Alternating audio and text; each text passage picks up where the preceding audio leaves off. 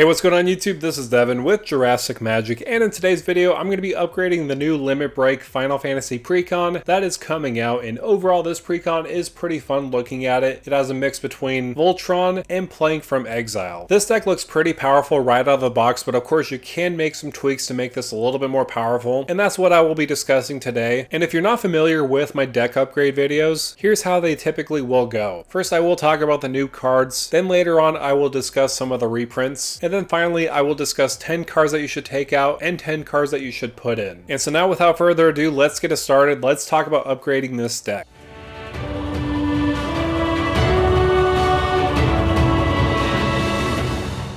So typically in a Precon, you usually have a face commander and a backup commander. The front facing commander is Cloud X Soldier. For 2 red, green, and a white, it's a legendary creature, human soldier mercenary with haste. When it enters, attach up to 1 target equipment you control to it. Whenever Cloud attacks, draw a card for each equipped attacking creature you control. Then if Cloud has 7 power or greater, create 2 treasure tokens. So this is pretty good. The more creatures you have that have equipment on them, the more you can potentially draw cards when you do swing in. And not only that, if Cloud has 7 power or greater, you make 2 treasure tokens. So this is great card draw in the command zone along with mana production. That's what you really want in the commander. Of course, the backup commander is quite powerful too. So let's take a look at what Tifa Martial Artist does. For 1 red, green, and a white, so 4 mana total for a human monk. It has melee, so whenever this creature attacks, it gets +1/+1 until end of turn for each opponent you attacked this combat. It also has the ability whenever 1 or more creatures you control with power 7 or greater deal combat damage to a player, untap all creatures you control. So this is quite good. Everybody knows that I love extra combat, so I personally like this one a lot. However, I do believe Cloud X Soldier is probably the one to build around, mainly because it gives you card advantage and mana production. Even though Tifa can be a win con in the command zone, I feel like either one can be build aroundable in this deck, so it is really up to you. However, there are some new cards I wanted to highlight. I'm not going to highlight all of them because there's a whole lot of new cards. I'm going to mention just a couple that are my personal favorites. One I would like to highlight is Sephiroth Fallen Hero. This one is quite powerful and can be a commander itself if you wanted to build around it. However, when it attacks, you may put a cell counter on target creature. Until end of turn, each modified creature you control has base power and toughness 7/5, which is perfect because with Cloud and Tifa, you're really focusing on that 7 power or greater theme. You can also sacrifice another modified creature to return this back from the graveyard to the battlefield tapped. So this honestly works quite well and can be potentially a game winner depending on how much modified creatures you have on the battlefield. Another new card I like from the Precon is Red Proud Warrior. It is a beast warrior that has vigilance and trample, and other modified creatures you control have vigilance and trample, and when it enters, return target aura or equipment card from your graveyard to your hand. So this has multiple uses. It does give either your commander or other creatures vigilance and trample, which can be huge. Having a way to deal some combat damage and stay behind and block is quite powerful. And to be honest, vigilance is a very underrated mechanic in my opinion, so giving all your creatures vigilance is going to be quite good. Also having the ability to return a target aura or equipment from your graveyard to your hand can be versatile too. Another card that works more for equipments is Professor Hojo. For 1 and a green, first activated ability you activate during your turn that targets a creature you control costs 2 less to activate. So equipment spells that are on the battlefield, usually they have equip costs. They can be reduced by 2 when you activate it. So that by itself is honestly the reason why I like this card. It didn't even need any more stuff, but of course it has more. It has the ability whenever 1 or more creatures you control become target of an activated ability, draw a card. This ability only triggers once each turn, so it reduces the cost of your equipment, so equipping to one of your creatures, along with giving you card draw. This is perfect. This is what we want to be doing. Professor Hojo is great. Another card I like a lot because the name is Wrecking Ball Arm. Equipped creature has base power and toughness 7/7 and can't be blocked by creatures with power 2 or less. That is quite powerful. You'll notice in Commander, a lot of people usually will chump block with their 1/1s or even their 2/2s against big giant creatures. This has a way of evading them. So this is quite powerful. Obviously, I had to mention it for the name. And the last card I wanted to mention to you is Ultimate Magic Holy. This is going to be a really good spell, not just for this deck, but for a lot of different decks. Permanents you control gain indestructible until end of turn. If this spell is cast from exile, prevent all damage that would be dealt to you this turn, and it has a foretell ability by paying 2 and a white. So this is very good, almost acts like a Teferi's Protection, but it is still pretty good giving your permanents indestructible and preventing all damage if you cast it from exile. So of course those are some of the new cards. I also wanted to highlight some reprints that are very good in this deck. First one up is Clever Concealment. I'm glad this finally finally got reprinted. This is a great protection spell for your creatures, phasing them out. And not only that, you phase out any permanents on the battlefield, not just your own. So this is quite good. Anytime I see a Skull Clamp get reprinted, I always scream with joy because that's always going to be like a $5 card. And I always wish that it could come down, but it usually doesn't. Another card that is very powerful in this list is Sword of the Animist. This is a very good ramp option. When you swing in, you can search your library for a basic land and put it onto the battlefield. Darksteel Plate and Champion's Helm are pretty good because they give your commander hexproof or indestructible. I also love some of the creatures they reprinted. Professional Facebreaker is one of them. Maybe not my most favorite art, but it's still pretty good, giving you treasures when you deal combat damage. I also love Hellkite Tyrant. It's just randomly in here because why not? And Pure Steel Paladin is very good. Even though it is quite cheap, I still think it's very powerful because it has the Metalcraft ability. Equipments you control have equip 0 for as long as you control 3 or more artifacts, so any of them you can kind of switch around if you want and attach to specific creatures. So those are some of the great reprints. Of course, there's a lot of other reprints. Those are just the ones I personally like for this deck. But this video is mostly about upgrading it. What kind of upgrades do we want to have? Of course, this is an equipment-based theme, so let's dive into it a little bit further. So first of all, I'm going to talk about 10 cards that you should take out, and the first one is ironic, and that is Skull Clamp. You should just take that out and put it in another deck that'll find use for it, because most likely your creatures are not going to be dying when they're so huge. You usually want to use Skull Clamp for other options. If y'all have a lot of 1/1s, you'll just want to attach them so that you can sacrifice them and draw 2 cards. Skull Clamp is not my personal favorite in this list. However, it is very good in other decks. Another card I'm not a big fan of is Explorer's Scope. It is a little bit of a ramp. However, there's a lot of other better ramp options that you could utilize. Another card I'm not a big fan of, even though it does give you card advantage, is Mask of Memory. I prefer other card draw options, especially when it comes to equipments. And plus, you have to deal combat damage. There's some instances where you might not be able to. And because you are in white and green, there's a lot of other removal options that you could throw in this deck. That's why I believe Chaos Warp and Dispatch are not necessarily good. I recommend having some other removal options and maybe even more, so that way you could deal with some threats. And with this next part, a lot of people might click off the video because they don't want to take out some Final Fantasy cards. However, I don't believe Yuffie Material Hunter is that good in this deck. We want to have our cards stick on the battlefield with all their equipment on them. Even though it does gain control of a non-creature artifact and can attach an equipment you control to it, I personally find it not as good compared to other cards. I'm also not a big fan of Avalanche of Sector 7. Even though it is probably flavorful, I don't believe it is going to be good for this type of deck where we want to have creatures with huge power, even though technically it could. It all depends on how much artifacts we have on the battlefield, and I don't know if I want to risk them just being a 2-3 or something like that. I mean, it is an okay stacks piece, but I think there again are better options. Another card I'm not a big fan of, even though a lot of people do like, is Decimate. It is very versatile in destroying target artifact, target creature, target enchantment, and target land. But the big downside to this card is the fact that you have to have those targets on the battlefield. You can't just pick and choose. If it said up to those kind of things, then sure, maybe we could talk. However, it has a stipulation of having all those on the battlefield, and destroying a target land can be pretty salty for one opponent. So I personally don't like Decimate as a removal option. There's again better options. And I know a lot of people like Secret Rendezvous. I'm personally not a big fan. I don't like to give my opponents card draw, so this one could also be taken out. And the last one, Harmonize, is another one that I feel like can be pretty useful because you're drawing 3 cards, but at 4 mana, there's again better options, especially when we have high CMC, high power creatures. I personally feel like drawing 3 cards for 4 mana isn't as good as some other options as far as card draw goes. So those are 10 cards that I would take out. I would also like to mention this because I mention this in every video. I'm not a big fan of the land base, but that's usually the case for a lot of different precons, so I'm not going to harp on that too much. It all really depends on what you want to spend in order to get an optimal land base. So outside of that, what are 10 cards that you should put in? Because this is mostly a Voltron strategy, there are a ton of options. And previously I did mention that you could get better card draw options. What better way of getting that than Suram Senior Edificer? Whenever you cast an aura, equipment, or vehicle spell, you draw a card, so that's refilling your hand. Another card I find very good in this type of deck is Sigarda's Aid. You may cast aura equipment spells as though they had flash, and whenever an equipment enters the battlefield under your control, you could attach it to a target creature you control. So you kind of evade that equipped cost, and you could just go straight for equipping it to a creature. Because a lot of your creatures have more power than their base power, Cutsil Mammolet Exemplar can be a great option for your card draw. Plus, not only that, it acts as a Grand Abolisher. Your opponents can't cast spells during your turn. No longer are your people trying to remove your creatures on your turn because they simply can't. And not only that, whenever one or more creatures you control deal combat damage to a player, as long as they have greater power than their base power, you get to draw a card, so potentially up to 3 cards if you swing at 3 different people. Another card that could help you in the form of of ramp would be Kodama of the West Tree, because modified creatures you control have trample. That's very good because a lot of creatures might not. Whenever a modified creature you control deals combat damage to a player, search your library for a basic land card and put it onto the battlefield tapped, then shuffle. With the amount of cards we want to equip with equipment, they will be modified. We could swing in, get a decent amount of lands onto the battlefield. But lands are not the only things we want to get on the battlefield. We also want to get a number of equipment so that we could attach them to our commander or other creatures. Stonehewer Giant is excellent. It has vigilance, so it could swing in. Then later on, you could pay 1 white and tap it, search your library for an equipment card and put it onto the battlefield. Attach it to a creature you control, then shuffle your library. So this is going to be quite impactful, making sure we get the right type of equipment onto the battlefield in order to advance our game plan. Again, you're probably going to get sick of me talking about card draw, but that is the most important thing you could do. Of course, you can draw a bunch of cards with your commander. However, if you have a lot of creatures with power 7 on the battlefield, you may want to include cards that benefit off of that. So something like Rishkar's Expertise or even Greater Good can be excellent. I love Greater Good so much. It's one of my favorite card draw options. If you sacrifice one of your creatures, you get to draw 7 cards and then discard 3 cards. That's excellent value. And of course, with Rishkar's Expertise, it's the same kind of thing, but it's a one-off spell and you can cast something for free. Also, something you may want to consider when upgrading this deck is doubling the triggers of Cloud or really any other equipped creature. If you have something like Annie Joins Up or Windcrag Siege, both of these are going to be very good for the deck because if a triggered ability of a legendary creature you control triggers, that ability triggers an additional time. So either with our commander or any other legendary creatures we control, which are going to be a ton because this deck comes with a ton of legendary creatures, we could double the amount of triggers that they produce. The same can be applied for Windcrag Siege. If a creature attacking causes a triggered ability of a permanent you control to trigger, that ability triggers an additional time. That's what I really like this for. The other ability, making a Goblin token, is pretty good too, but I prefer the Mardu side. And to give you one more upgrade, there are a ton of other upgrades that you could utilize, but this one is by far one of my favorites, and that's Halvar, God of Battle. This is a god in front and an equipment in the backside, but it has a really good ability. Creatures you control that are enchanted or equipped have Double Strike. That by itself, oh my goodness. Double Strike is one of those really powerful abilities that you could utilize in any deck, because if you get Cloud or another creature to power 7, you could instead deal 14 damage. That is all based off if they swing in if they're not blocked, but 14 damage cannot be understated, and it also has an additional ability. At the beginning of each combat, you may attach target aura or equipment card attached to a creature you control to a target creature you control. So this is also another very important ability because it happens at each combat. Let's just say you swing in with Cloud and it is tapped and somebody's like, okay, well, I'm just going to swing at him next turn because he swung at me. Well, would you look at that combat, you switch that equipment to another creature you control, and that creature is buff and your opponent may not want to swing into you anymore. And plus the sword side is pretty good, giving an equipped creature +2/+0 and vigilance, and whenever equipped creature dies, return it to its owner's hand. So again, Halvar is really good. Maybe a win con that you could utilize in the deck. Just giving your creatures that are equipped Double Strike is very powerful. However, that is going to do it for me, guys. Thank you guys so much for coming by and watching this upgrade video. Let me know down below in the comments, what do you think? Do you plan on buying this deck for yourself, and what other upgrades would you recommend? I'd love to hear your thoughts. So if you can, make sure to like, share, and subscribe to the channel. And with that out of the way, thank you for stomping by.